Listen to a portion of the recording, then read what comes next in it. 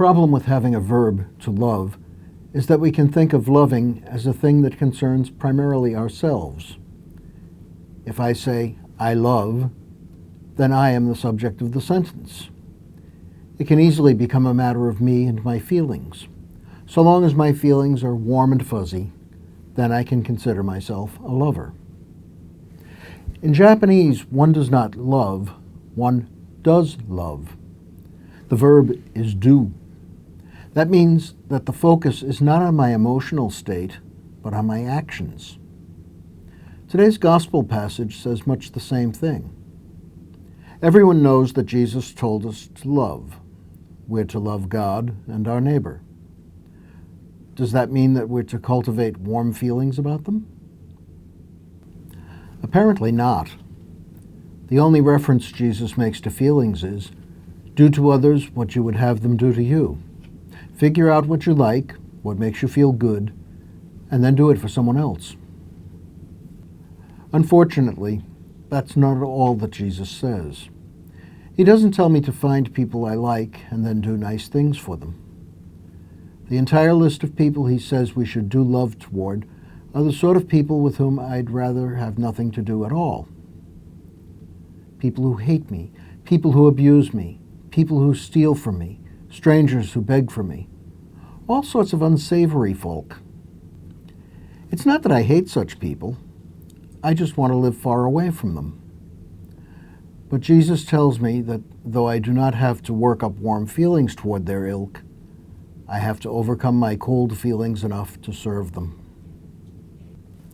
So, must I grit my teeth and inflict my goodness on those people? St. Paul, who had a good memory for injuries, quotes Proverbs approvingly. If your enemies are hungry, feed them. If they're thirsty, give them something to drink. For by this you will heap burning coals on their heads. Be nice to them so as to embarrass them? This is not Paul at his best. No, the model has to be Jesus on the cross, not only forgiving his murderers, but making excuses for them. They don't know what they're doing. Can we actually do that? Isn't it impossible to do love for all those people I'd rather avoid? Perhaps I could just have good feelings for them from afar. But the Lord will not allow that. I have to eventually take a deep breath and plunge into actually meeting and serving those very people. How can I do it? I wish I didn't know, but I do in fact. I'm experienced at it.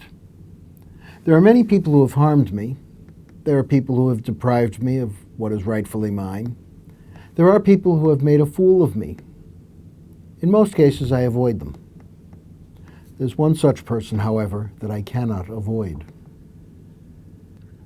My worst enemy is myself. The one who keeps me from living the life God calls me to is none other than myself.